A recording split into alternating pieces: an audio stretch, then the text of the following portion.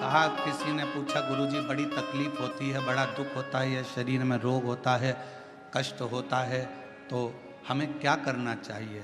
हमने कहा कि जितनी जितनी शरीर में रोग बढ़ता चले जाए, उतना श्री शिवाय नमस्तुभ्यम मंत्र का जाप बढ़ाते चलो। जितना तकलीफ, जितना दुख बढ़ता चले जाए, उतना भगवान का नाम बढ़ाते चलो, भजन बढ़ाते चलो। कितनी परीक्षा पार्वती जी की हुई।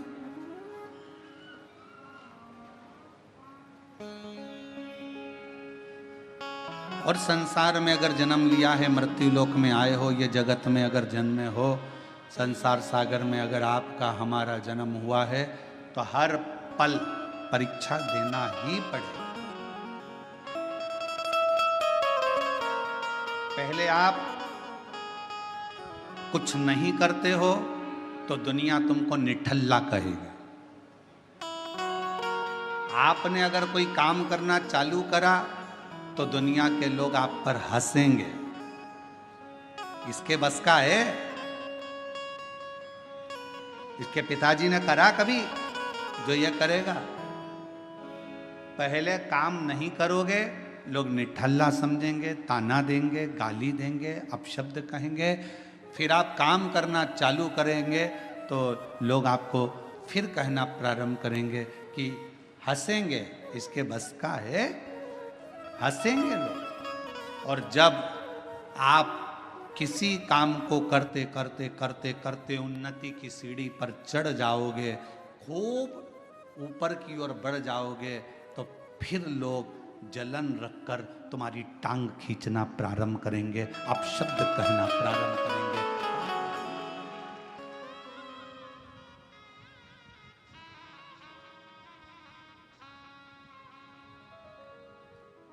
पहले कुछ नहीं करते थे ना, तो लोग तुमको ऐसे समझते थे, निठल्ला है, फालतू है, बैठा रहता है, हराम की रोटी तोड़ता है। काम करना चालू करा तो लोग कहेंगे, बताओ ये करेगा, इतनी सारी दुकानें डली है, उनकी नहीं चल रही तो इसकी क्या खाक चलेगी? इतने सारे लोग कंपटीशन एग्जाम में बैठे हैं, इसकी क्या नौकरी खाक लगेगी? सरकारी नौकरी लगना कोई सरल बात है क्या? फिर लोग ताना कसेंगे। आपने मेहनत कर कर, रात दिन एक कर कर, परिश्रम कर कर, फिर आपने कंपटीशन एग्जाम देकर जब आप उस एग्जाम में निकल गए और आपकी यह सरकारी नौकरी लग गई, तो फिर लोग ताना कसेंगे, कुछ ले दे के कर ली होगी, कुछ ऐसा कर लिया होगा, कहीं से दे दिया होगा, पहचान निकाल ली होगी। फिर लोग ताना कसना प्रारंभ कर देते हैं, तुम्हारे को पांव पकड़कर नीचे खींचना प्रारंभ कर देते। घबराना नहीं, हिम्मत मत हारना।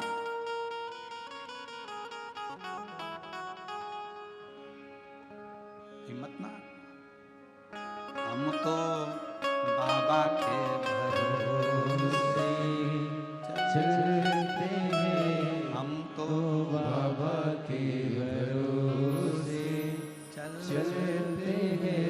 ये दुनिया वाले जलते हैं, ये दुनिया वाले जलते हैं, हम तो बाबा के भरोसे चलते हैं, डमरू वाले के भरोसे चलते हैं। आप थोड़ी सी मेहनत ज़्यादा करोगे, आगे बढ़ोगे, उन्नति की सीढ़ी पर चढ़ोगे, अग्रण्य होते चले जाओगे, बढ़ते चले जाओगे, लोग तुमको पाँव खींचकर नीचे करना प्रारंभ कर देंगे। उस समय घबराना नहीं। जब मेहनत कर रहे थे, जब कोई था क्या तुम्हारे साथ में? जम के बोलो। अकेले संसार में आए हो, मां के गर्भ से भी अगर जन्म होगा 2 बच्चों का, तो पहले एक का जन्म होगा, फिर दूसरे का होगा। अकेले संसार में आए हो, अकेले ही मेहनत करना है, और आखिरी में भी अकेले ही रह जाना है, और अकेले ही उन्नति की सीढ़ी पर चढ़ते चढ़े जाना, आगे चढ़ते चले जाना अकेले। और कोई आएगा नहीं आएगा, कोई तुम्हारा साथ देगा नहीं देगा, कोई तुम्हारे साथ खड़ा होगा नहीं खड़ा होगा, पर तुम्हारे साथ एक तुमने जो भला करा है, किसी भूखे को भोजन कराया, प्यासे को पानी पिलाया, किसी के लिए तुमने अच्छा किया, वो तुम्हारा किया गया श्रेष्ठ कर्म तुम्हारे सामने आकर खड़ा हो जाएगा।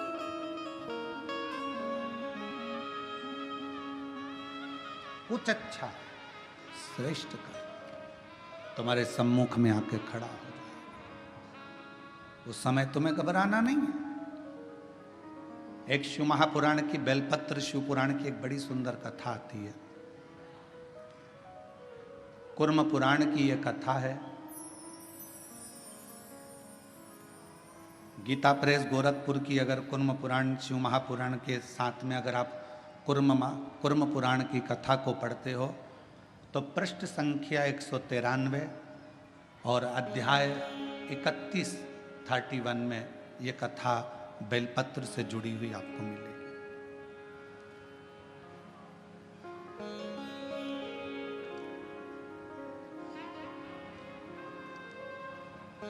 एक कथा आती है,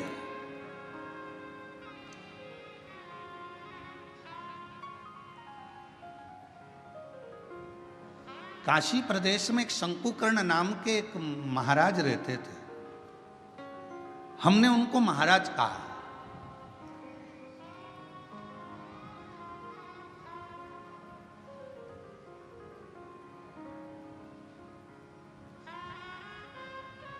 जिनके हृदय में भगवान शिव विराजमान हो और जो शिव के चरणों का दास बनकर बैठा हो, शंकर के चरणों का आनंद पा रहा हो, वो महाराज ही हो सकता। एक महात्मा, एक महाराज,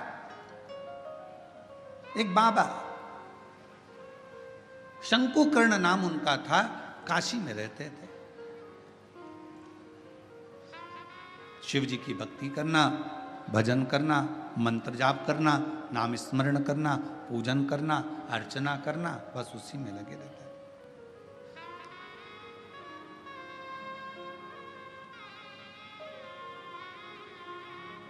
अब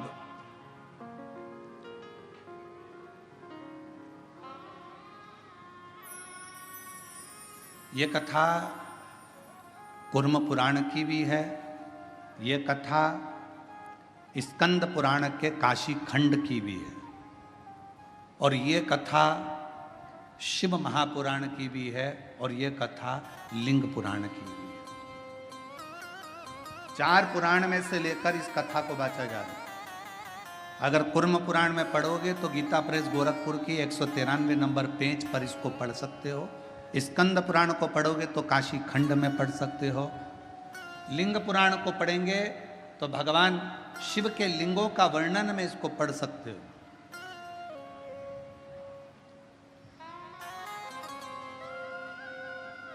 और जितने लिंगायत संप्रदाय के मेरे शिव भक्त यहां पर बैठे होंगे वो इस कथा को बहुत अच्छी तरह से जानते होंगे।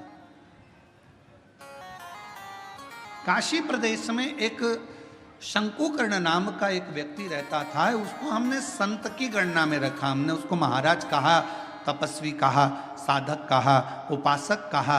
एक व्यक्ति रहता था जो शिव की आराधना करता था। हम उसको साधारण व्यक्ति नहीं कह सकते, हम उसको कोई महाराज, कोई तपस्वी, कोई साधक, कोई उपासक कह सकते। वो अपनी भगवान शिव की भक्ति में लगा रहता, भगवान शंकर के नाम उच्चारण में लगा रहता, शिव नाम में, भगवान के नाम में वो हर पल लगा रहता, हर पल। उसका एक नियम,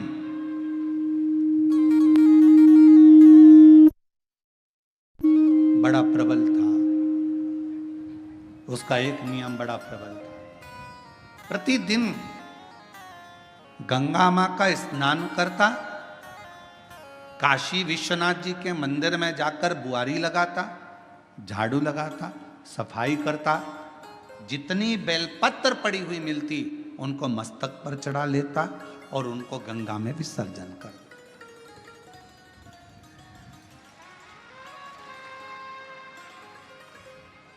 आप सभी को मालूम होगा सीहोर की विठलेश सेवा समिति द्वारा एक अभियान चलाया गया था, निर्माल्य विसर्जन रथ। यहां पर भी चला था, छत्रपति संभाजी नगर में भी चला।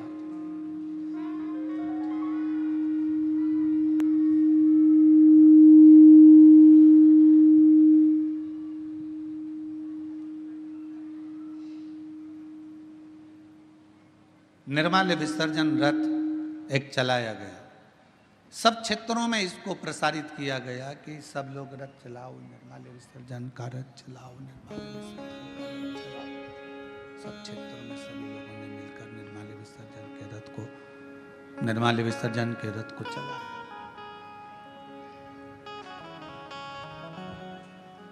कई लोगों ने पूछा कि गुरुजी ये निर्माल्य विसर्जन का रथ चलाना कहां से उत्तमता है?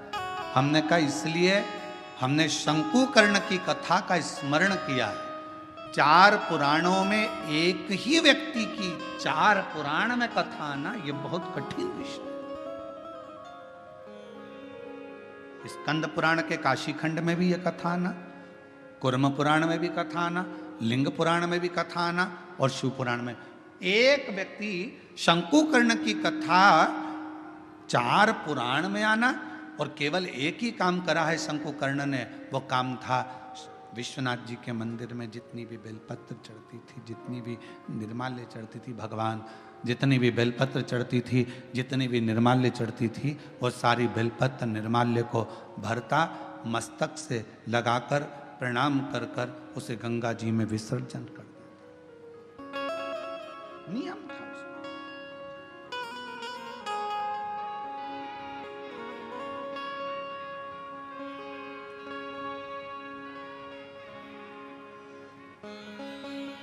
आपसे भी निवेदन है, सुबह सुबह शिव जी के मंदिर जाते हो आप लोग, 1 लोटा जल चढ़ाने के लिए जाते हो। शंकर जी के मंदिर में जो निर्माल्य पड़ा रहता है, इधर उधर अगर कोई फूल पत्ती बेलपत्र सामग्री पड़ी रहती है, उसको उठाकर एक और जब रखो तो उसको प्रणाम करा करो। क्यों? किस लिए? शंकुकर्ण की कथा कहती है निर्माल्य को उठाकर जो मस्तक से लगाकर प्रणाम कर कर विसर्जन में रखता है, विसर्जन की ओर रखता है, उसके अंदर एक ऐसा बल उत्पन्न हो जाता है कि मात्र वो किसी पर अपनी दृष्टि भी डाल देता है तो प्रेत जीवों का भी उद्धार हो जाता है। वो निर्माल्य में विसर्जन करी हुई निर्माल्य में इतना बल उत्पन्न होता है महाराज।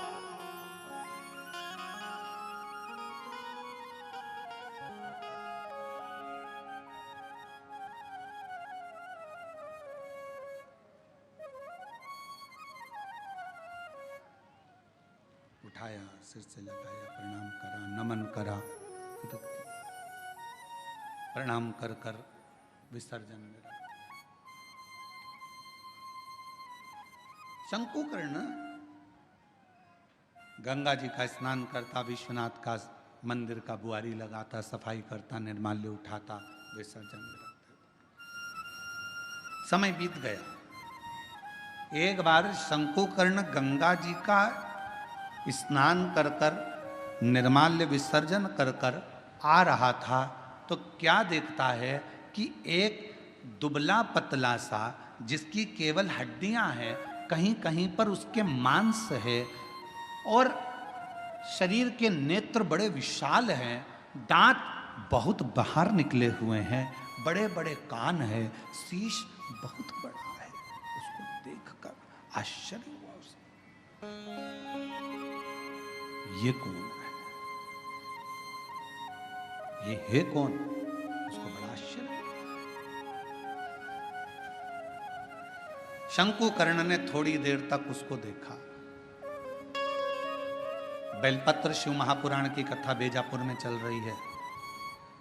पूरा विश्व, केवल भारत देश ही नहीं विदेश के लोग भी इस शिव महापुराण की कथा का बहुत समय से इंतजार कर रहे थे कि एक बार बेलपत्र शिव पुराण सुनने को मिले, और वो कथा बेजापुर वालों को मिली। बहुत ध्यान से सुनना इस कथा का। एक एक कथा के क्रम को श्रवण करिएगा जरा। बेजापुर की जो कथा चल रही है बेलपत्र, ये कोई साधारण कथा नहीं।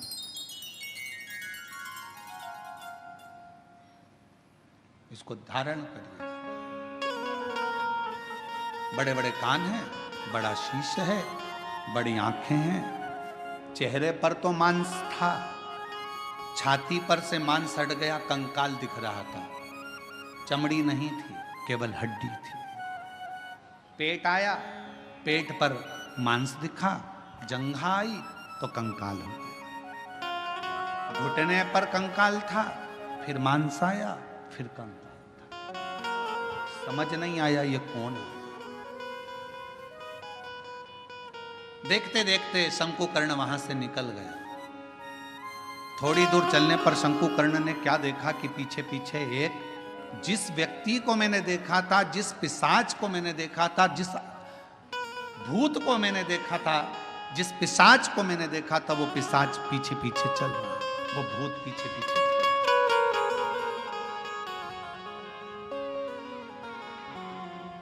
चलते चलते चलते चलते कुछ दूर पर शंकुकर्ण ने पलट कर देखा कि वो पिशाच मेरे पीछे चल रहा। रुक गए, पूछा, प्रणाम कर कर पूछा कि क्या बात है, क्या हुआ, आप कौन हैं?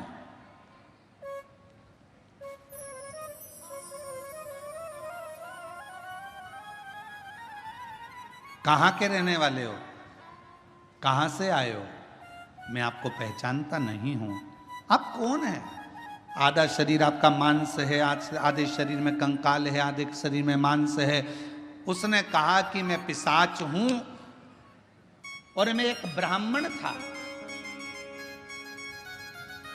मेरा जन्म एक ब्राह्मण के घर में हुआ था, मैं ब्राह्मण के घर में पैदा हुआ था, मैं ब्राह्मण।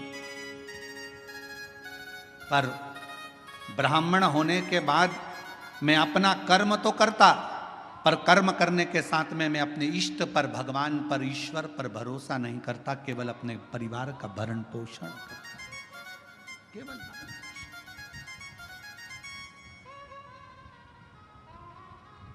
थोड़ा सावधानी रखना।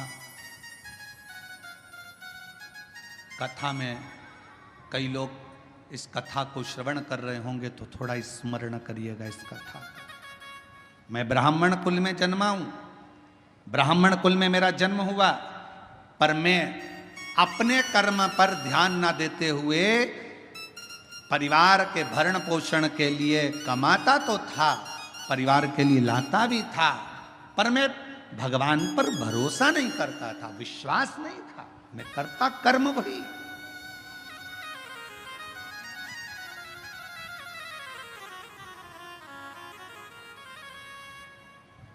शिव महापुराण की कथा कहती है,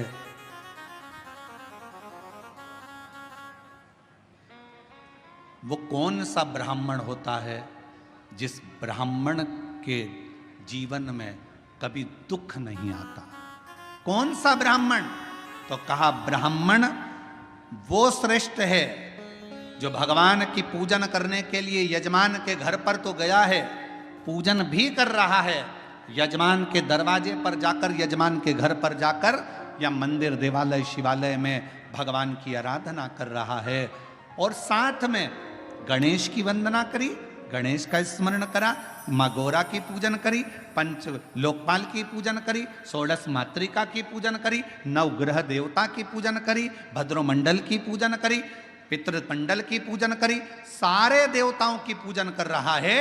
जजमान जितनी श्रद्धा, जजमान जितनी भक्ति उन मंडलों के प्रति रखता है, उससे 4 गुना ज्यादा विश्वास, भक्ति ब्राह्मण के अंदर उन देवताओं के प्रति होना चाहिए। तो वो देवता कभी कहीं धोखा नहीं खाता, वो ब्राह्मण बढ़ता चले जाता। अपने विश्वास पर, अपने भरोसे।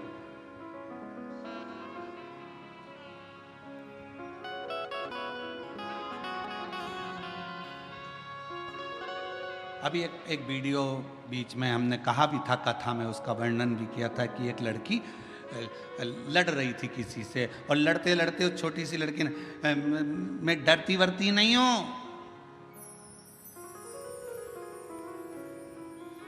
मेरा भरोसा है मेरे महाकाल पर, मेरा भरोसा है मेरे महादेव पर। वो बच्ची कहती है, उसको देखकर ना जाने कितनी बच्चियों को विश्वास प्राप्त हो गया होगा कि उस लड़की ने ये शब्द, उस बच्ची ने इस शब्द कहा। एक पत्र में बात कही है, मेरा नाम सुवर्णा दीपक, सरसोरे, मुकाम पोस्ट सायखेड़ा, तहसील निफाड, जिला नासिक से आए हूँ। मेरा मोबाइल नंबर ये है। मेरा बेटा 7 साल से पुलिस की नौकरी की तैयारी कर रहा था। कहीं बैठे हों तो बेलपत्र लेने के लिए आ सकते। 7 साल से पुलिस की नौकरी की तैयारी कर रहा था, पर उसका नहीं हुआ। हर बार हिम्मत हार जाता। आखिरी में उससे कहा कि तू मेहनत 4 गुना कर, शिव पर विश्वास कर, 1 लोटा जल चढ़ाना प्रारंभ कर, शिव महापुराण की कथा सुन। मालेगांव नासिक की कथा मेरे बेटे ने जाकर सुनी और विश्वास के साथ गया। उसके मन में यह भरोसा आ गया कि मैंने पंडाल में बैठकर कथा सुनी है और मेहनत 4 गुना करूंगा तो मेरा बाबा मेरी नौकरी लगाएगा। और बाबा की कृपा से मेरे बेटे का 2024 में आषाढ़ के महीने में शिवरात्रि पार्थिव का पूजन भी किया और शिव जी की कृपा से आज मेरे बेटे की पुलिस में नौकरी लग गई, जिसका मैं फोटो भी लगा रहा हूं, जिसका मैं फोटो भी लगा रहा हूं। क्या था सामने? एक विश्वास। क्या था सामने? एक भरोसा, एक दृढ़ता। मेरी जीजियों, मेरे जीजाओं, मेरी बेटियों, बेटाओं, मेरी माताओं, मेरे भाई, मेरे पिता तुल्य बुजुर्गजन, आप सबसे एक निवेदन जरूर करूंगा कि शिव महापुराण की कथा में दुनिया के लोग चाहे तुमसे कितनी बार भी कह दें कि कथा में चलो, कथा में चलो, मत आना। कब तक? जब तक तुम्हारा दिल ना बोले। दिल बोले तो एक दिन भी मत रुकना, कथा में चलो। शायद दुनिया का एक महाराज होगा ये सियोर वाला जो तुमको कथा में आने के लिए मना करता। मत आना कथा में। कब तक? जब तक तुम्हारा दिल ना बोले। जिस दिन तुम्हारा दिल बोल जाए और तुम्हारे अंदर ये विश्वास आ जाए, मैं पंडाल में बैठकर कथा सुनूंगी और 3 महीने में मेरा ये काम होगा, तब आ जाना, बाबा कर। बस हो तो आप मानो तो मैं गंगा मां हूं, ना मानो तो बहता। आपका विश्वास ही नहीं है। पड़ोसन ने कहा चल रही क्या और तुम चल कर आ गए और मन में भरोसा ही नहीं है। ऐसा होता है क्या? ऐसा होता है क्या? ऐसा होता है क्या? ऐसा हो सकता है क्या? कैंसर जैसा रोग समाप्त हो सकता है क्या? ये पत्र हम तो पढ़ते ही नहीं ज्यादा, हमारे पास में इतना टाइम ही नहीं है। परसों एक पत्र आया, परसों इन पत्रों में, ये पत्र हम लेकर भी नहीं जाते सी, और इन पत्रों में नीचे कम से कम 10 से 12 पत्र ऐसे होंगे जिसमें दुनिया के लोगों का कैंसर ठीक हुआ है। ऐसा हो सकता है क्या? विश्वास है तो परमात्मा है और विश्वास नहीं तो परमात्मा भी नहीं है। विश्वास है तो परमात्मा। भरोसा। कहां जा रही हो? कथा में। क्या मिलेगा वहां? कुछ मिले चाहे ना मिले, इतना विश्वास जरूर है। 3 घंटे की कथा में अगर मैंने 15 मिनट की कथा को अपनी जिंदगी में उतार लिया, 10 मिनट की कथा को भी अपने जीवन में उतार लिया, तो ये मेरा विश्वास कहता है, ये मेरा भरोसा कहता है कि मेरा शिव मेरे दुख को, मेरी तकलीफ को, मेरे कष्ट को काटेगा जरूर। ये मेरा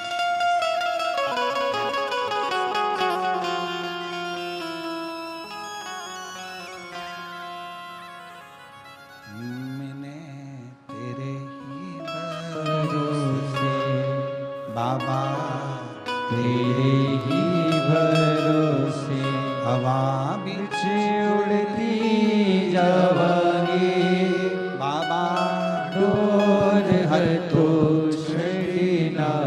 में कटी जाएगी, भोले मैं तेरी खत्म। ये मेरा विश्वास करता है कि मेरा शिव मेरे साथ रह गए, मेरा शंकर।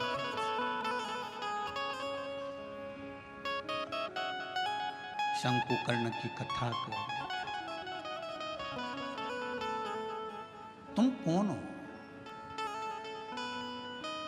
मैं एक ब्राह्मण, पूर्व में ब्राह्मण थे तो फिर ये पिशाच योनि में क्या कर रहे हो? ये भूत की योनि, ये पिशाच की योनि क्यों? किस लिए? कहा अपने परिवार का भरण पोषण करता था पर अपने इष्ट पर भरोसा नहीं करता था, विश्वास नहीं था भगवान भरोसा।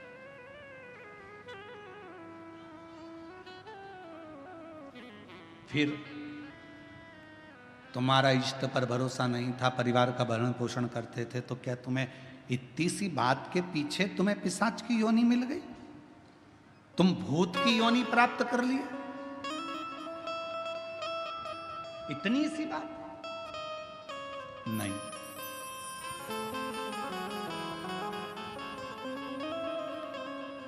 एक बार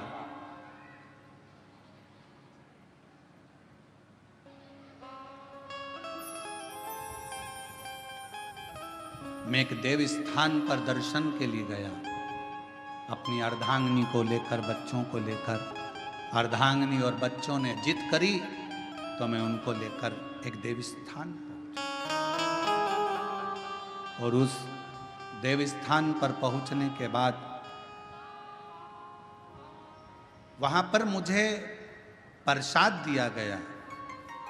उसी प्रसाद में रखकर एक बेलपत्र मुझे दी गई।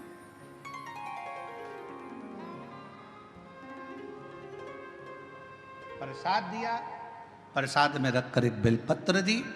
मैंने अपने पत्नी और बच्चों के साथ बैठकर प्रसाद तो खा लिया, पर बेलपत्र को उठाकर मैंने भूमि पर फेंक दिया और मैंने कई अपशब्द अपने मुख से कहे। आखिरी में वो बेलपत्र मैंने अपने पाँव से रोंद दी, उसको पाँव से खूब दबा दिया, मसल दिया।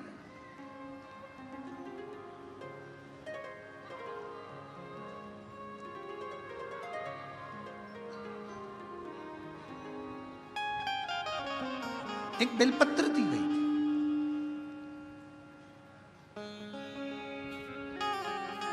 शिव महापुराण की कथा में प्रसाद वितरण नहीं होता। शिव महापुराण की कथा में आपको कोई गिफ्ट, कोई सामान यहां से नहीं दिया जाता। शिव महापुराण की कथा में अगर दी जाती है तो केवल एक बेलपत्र दी जाती है। क्यों? क्योंकि हमारा शास्त्र कहता है, पद्म पुराण कहती है, अग्नि पुराण कहती है, नर्मदा पुराण कहती है, देवी भागवत कहती है, स्वयं विष्णु पुराण कहती है, स्वयं बरहा पुराण कहती है, वामन पुराण कहती है। एक बेलपत्र अगर किसी को दी जाती है तो 1.25 मन सोने के सिंहासन पर बैठे हुए शालिग्राम का दान करने के बराबर एक बेलपत्र का दान माना। एक बेलपत्र का दान 1.25 मन सोने के बराबर माना गया है।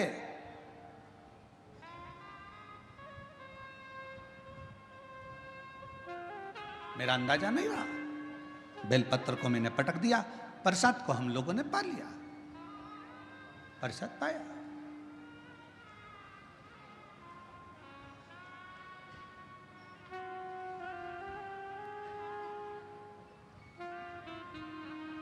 पैर को हमने बैठे बैठे अपने पांव से रोन दिया। समय निकला, मेरे प्राण छूट गए, मर कर गया। सामने यम की केत पर चढ़ा। जिस समय मेरे प्राण छूटे, यम के दूत मुझे दिख रहे हैं और यमराज के दूत मुझे पकड़कर लेकर जाना चाहते थे। उन्होंने मेरे ऊपर रस्सा डाला, पकड़ने के लिए खींचना चाहा, पर उनके हाथों से रस्सा छूट गया। मैं समझ नहीं पाया ये कैसा नजारा है कि यम के दूतों से मैं पकड़ा नहीं पा रहा हूं, यम के दूत मुझे नहीं पकड़ पा रहे, यमदूत मुझे नहीं पकड़ पा रहे, ये कैसा नजारा। मैं जान मेरी बेजापुर की जीजियों जी जाऊं, वो ब्राह्मण कहता है मुझे समझ में नहीं आया, मेरे प्राणों को ऐसे ही जाना पड़ा, बिना बंधन के मैं जा रहा था, मेरे प्राण छूट चुके थे, मुझे लेकर यम की कैद में पहुंचे। तब यमराज तुरंत उसी समय पर यमराज ने चित्रगुप्त महाराज को बुलाया और चित्रगुप्त महाराज को बुलाकर कहा, महाराज जी बताओ, इसकी लेखनी देखो, इसका कर्म देखो और लेखनी देखकर बताओ कि आखिर ना इसे यम हाथ लगा पा रहा है, ना इसे यमदूत हाथ लगा पा रहे हैं। आखिर चित्रगुप्त महाराज जरा देखकर बताओ कि इसको ना यम छू पा रहे हैं, इसको ना यम के दूत छू पा रहे हैं, आखिर ऐसा क्यों हो रहा है। तब चित्रगुप्त महाराज ने कहा, इसने जिंदगी में भले ब्राह्मण के घर में जन्म लिया पर कोई अच्छा कर्म नहीं करा, परिवार का पत्नी और बच्चों में ही रमा रहा, कभी ईश्वर का स्मरण नहीं कर पाया, कभी कोई दान कोई पुण्य नहीं कर पाया। आखिरी में एक मौका मिला था मरने से पहले, इसके हाथ में प्रसाद के रूप में बेलपत्र भी आई और बेलपत्र को इसने जमीन पर फेंक दिया, पांव से रोंद दिया। एक पुण्य इसके हाथ में लगा, वो कौन सा था, इसने प्रसाद की बेलपत्र को, मात्र प्रसाद की बेलपत्र को अपने हाथों से छू लिया था, केवल प्रसाद की बेलपत्र को छुआ था और प्रसाद की बेलपत्र को छुआ, इसलिए इसको यमदूत नहीं छू पाए, इसको यमराज नहीं छू पाए, इसको स्वतः ही जाना। चित्रगुप्त महाराज कहते हैं, महाराज इसने बेलपत्र का स्पर्श किया, बेलपत्र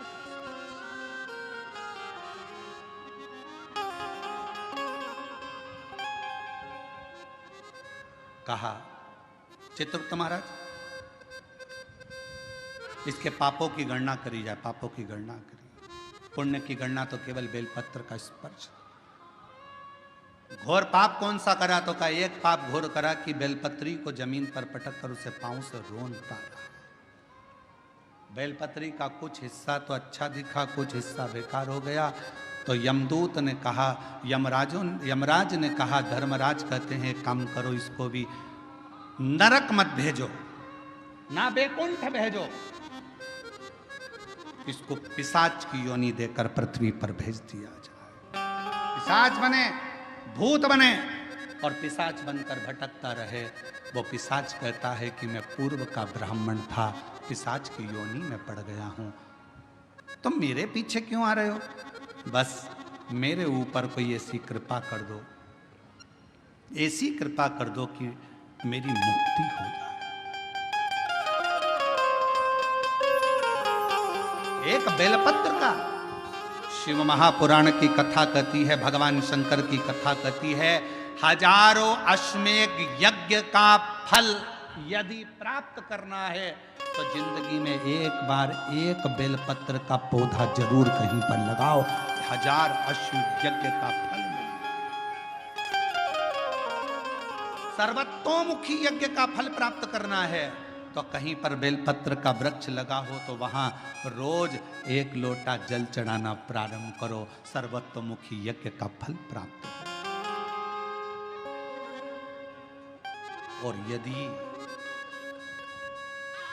सर्वतोमुखी यज्ञ का फल प्राप्त, 1 लोटा जल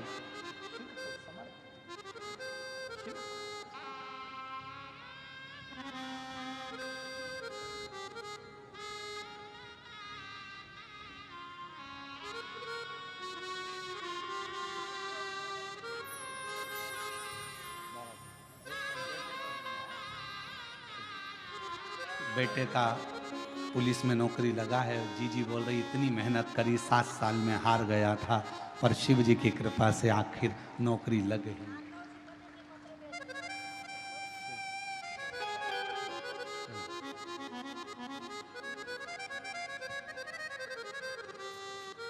अश्वमेध यज्ञ का फल चाहिए, 1000 अश्वमेध यज्ञ का फल प्राप्त होता है एक बेलपत्र का वृक्ष लगाने पर।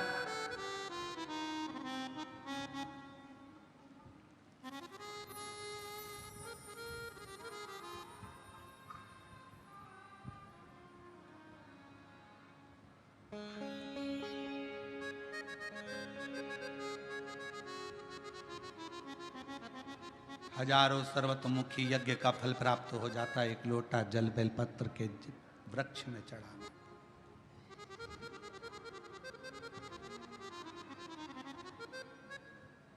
और शिव पुराण की कथा कहती है,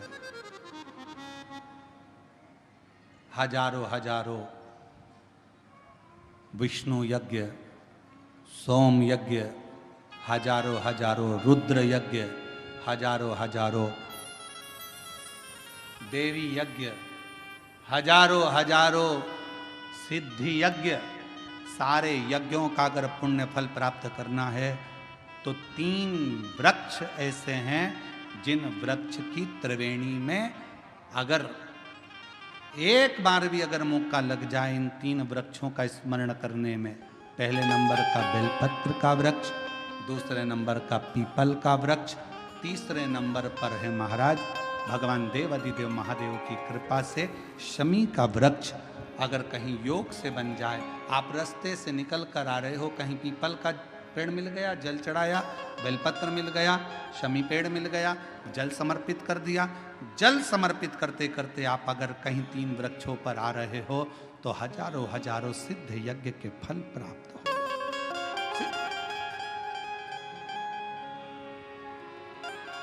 और यदि ये सब नहीं कर सको तो एक बेलपत्र के वृक्ष की सेवा जरूर।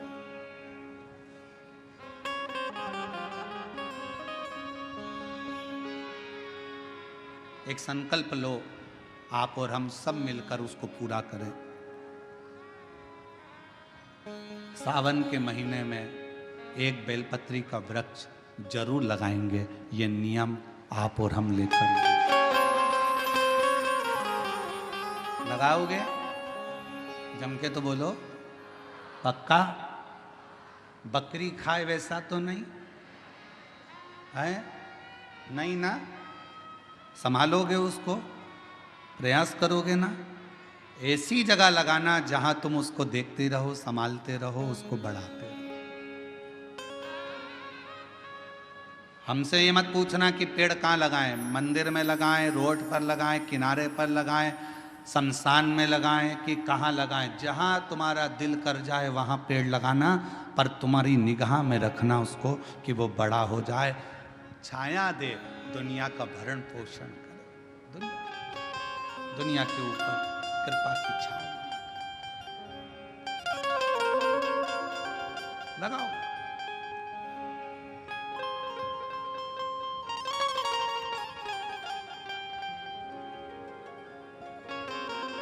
शंकुकर्ण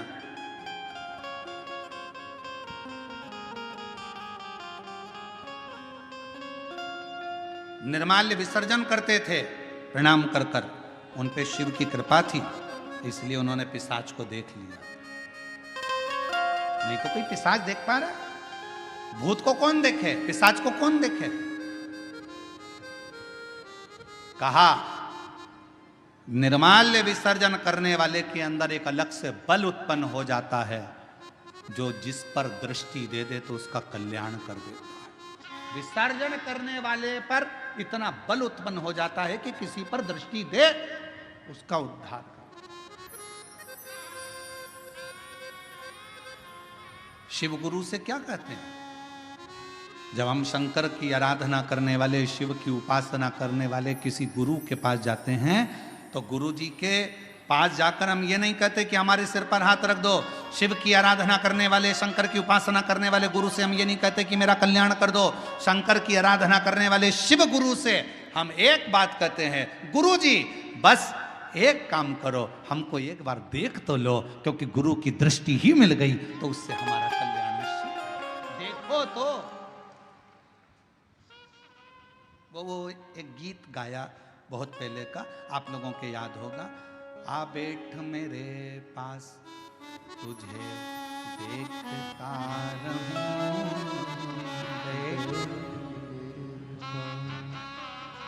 ना तुम कुछ मैं कुछ कहूं, बैठ मेरे पास तुझे देखती रहूं। शिव कथा कर रही है अपने गुरु के सम्मुख में, शिव गुरु की साक्षी में। कोई शंकर की आराधना करने वाला, शिव की उपासना करने वाला, शंकर का स्मरण करने वाला, शंकर का मंत्र जाप करने वाला कोई सतगुरु तुमको मिल जाए, बस इतना कह देना, गुरुदेव एक बार बस देख लो, उतने में हमारा कल्याण है। आपकी दृष्टि पड़ गई, ये निश्चित है कि मेरा कल्याण हो।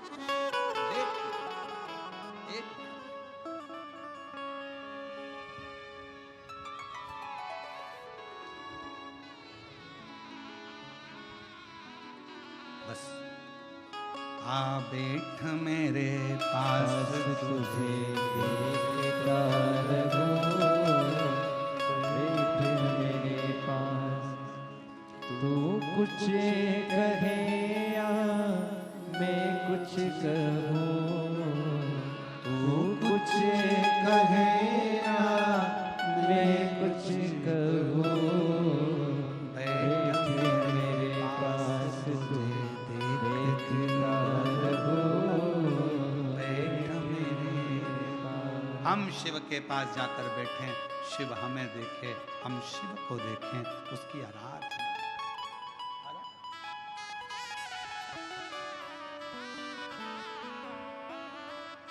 शिव की भक्ति। यहाँ बैठे हैं हमारे संचेती परिवार की बहुएं भी बैठी हैं, बेटियां बैठी हैं, संचेती परिवार बैठा हुआ है, साथ में हम छत्रपति संभाजी नगर कथा करे जयसवाल जी भी यहाँ पर बैठे हुए हैं। आप तो इनसे और भी जहाँ जहाँ हमने कथा करी है वो सब अगर कहीं बैठे होंगे तो उनसे पूछना।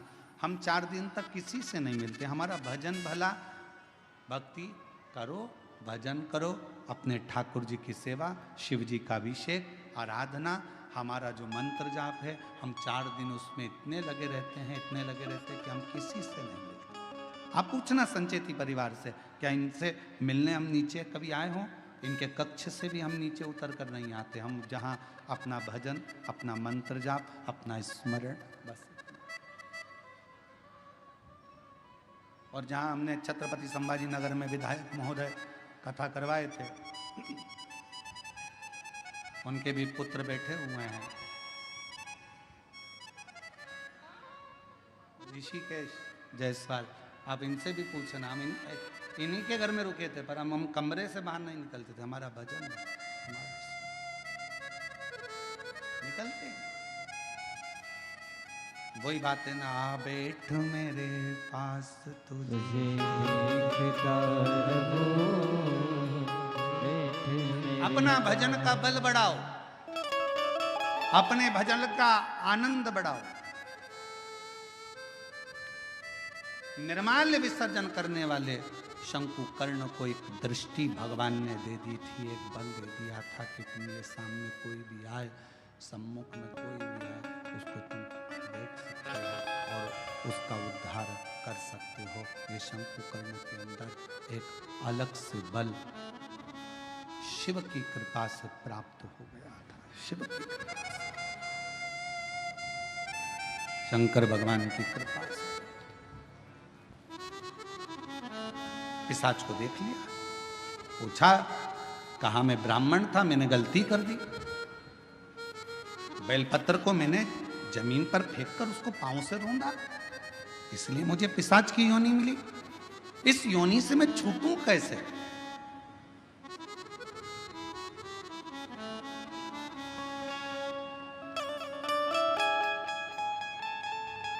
कैसे छूटूं? कोई इसका उपाय है?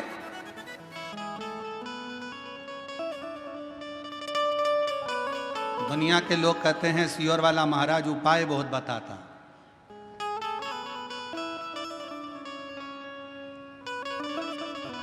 रामचरितमानस को उठाकर देखिए, जब दशरथ जी के घर में संतान की प्राप्ति नहीं हुई तब उन्होंने गुरु जी के पास जाकर उपाय पूछा था कि कोई उपाय बताओ। हमारे यहाँ की पूरी पुराणों में यही लिखा है कि उपाय तो हमारी एक एक पुराण में लिखा है। भगवान कृष्ण के घर में जब संतान नहीं हुई, 16,108 रानियां हो गईं, संतान का सुख नहीं हुआ, तब भगवान स्वयं गुरु बाबा के कहने पर, गर्गाचार्य बाबा के कहने पर उनसे निवेदन करा, मेरे घर में औलाद नहीं, संतान नहीं, कोई उपाय बताओ। कहा एक एक रानी के साथ में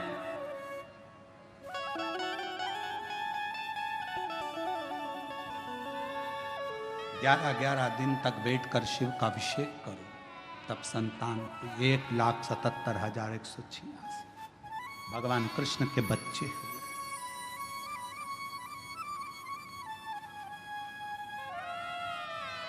लोग कहते हैं सियोर वाले महाराज जी उपाय बताते रहते हैं। उपाय क्यों ना बताएं? हमारी पूरी पुराण उपाय में, पूरी शास्त्र हमारे उपायों में। हम कौन सा उपाय करें जिससे हमको ये फल मिल जाए? और केवल वहीं तक नहीं, अगर डॉक्टर के पास जाओगे तो डॉक्टर भी आपको कोई ना कोई उपाय जरूर बताएगा। देखो वजन बढ़ रहा है, 10 किलो वजन कम करना है, मॉर्निंग वॉक करो। उपाय बताया कि नहीं बताया? वजन बढ़ रहा है, शाम का खाना सोने से 2 घंटे पहले खाओ, वजन बढ़ रहा है। बोलो डॉक्टर ने उपाय बताया कि नहीं बताया? डॉक्टर ने कहा रात्रि के सवेरे का खाना डट के खाओ, पर रात्रि का खाना हल्का खाओ। डॉक्टर ने, चोरे आशीष बोल सही है कि गलत? उपाय बताया कि नहीं बताया? उपाय डॉक्टर भी बताता है कि तुम्हारा वजन बढ़ रहा है, ये उपाय करना, ऐसा करना, वैसा करना। तो जब डॉक्टर उपाय बता रहा है, इंजीनियर के पास जाओगे, क्यों साहब हमारा मकान थोड़ा सा गड़बड़ हो रहा है, कोई उपाय बताओ। इंजीनियर कहेगा इधर से कॉलम डाल दो, इधर से ये बीम इधर से कर दो, और ऐसा करो, टेरिस को ऐसा कर दो, गार्डन को ऐसा कर दो। उपाय उसने भी बता दिया। डॉक्टर के पास जाओ, उसके पास भी उपाय था। फिर पहुंचे टीचर के पास, सर अगर मुझे अच्छे नंबर से पास होना है तो कोई उसका उपाय बताओ। टीचर ने कहा देखो टाइम टेबल बनाओ, अपने टेबल पे चिपकाओ, इतनी बजे ये करना, इतनी बजे ये सब्जेक्ट पढ़ना, उतनी बजे ये सब्जेक्ट पढ़ना। टीचर ने भी उपाय बताया। रजिस्ट्री करवाने गए जमीन की, क्यों साहब जमीन तो इतनी महंगी है, रजिस्ट्री का कितना चार्ज आएगा? थोड़ा कम ज्यादा में करना हो तो क्या करना पड़ेगा? उसने भी उपाय बता दिया, ऐसे करना, इसको तुम ऐसे में करना, उसको तुम खेती में कर लेना, इसमें तुमको ऐसा फायदा हो जाए। उसमें भी उपाय। और नाम धर रहा है प्रदीप मिश्रा जी, उपाय बताते हैं।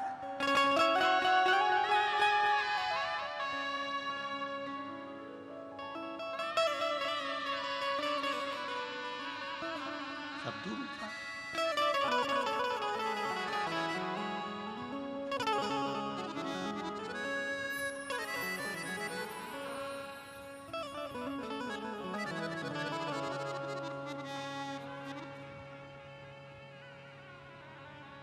पर कोई कोई तो बदनाम ही रहता है, ये पक्का।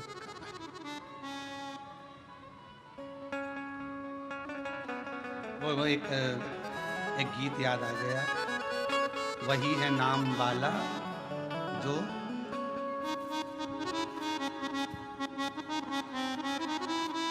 वही है नाम वाला। मेरे अंगने में तुम्हारा नाम वाला जो है, जो बदनाम है वही नाम वाला। अब स्मरण ठीक है, शिव भक्ति है, भगवान का भजन है।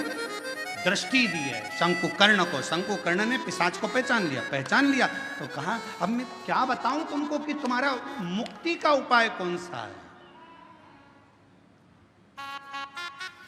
क्या उपाय बताऊं? और शिव पुराण कहती है, कुर्म पुराण कहती है, स्कंद पुराण का काशी खंड कहता है, स्वयं लिंग पुराण कहती है, उपाय बताया गया। शंकुकर्ण ने कहा मैं तुमको एक उपाय बताता हूं, सुनो। इस काशी की भूमि पर शंकर भगवान का एक गण रोज आता है। शिव जी का एक गण है जिसका नाम है कपर्दी। शिव का गण।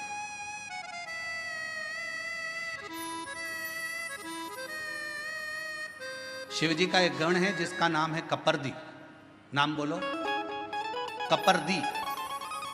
सब बोलो जरा, कपर्दी। शिव जी का है। अच्छा, कपर्दी नहीं बोल सकते तो काशी में एक शंकर जी का शिवलिंग है जिसको सारी दुनिया भजती है, और अगर उस शिवलिंग का दर्शन ना किया जाए तो 12 ज्योतिर्लिंग के दर्शन का भी आनंद फल नहीं माना गया। उसका नाम है कपर्दीश्वर महादेव, काशी में।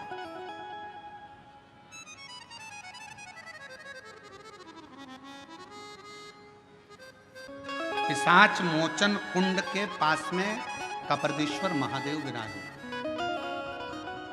कौन कौन ने दर्शन किए हैं? कभी आप लोग काशी गए होंगे, करें आप लोगों ने दर्शन। प्रणाम, आपको बहुत बहुत नमन है अगर आप लोगों ने कपर्दीश्वर महादेव पिशाच कुंड के, पिशाच मोचन जो कुंड है काशी में, बस उसी के तट पर विराजमान है मेरे कपर्दीश्वर महादेव।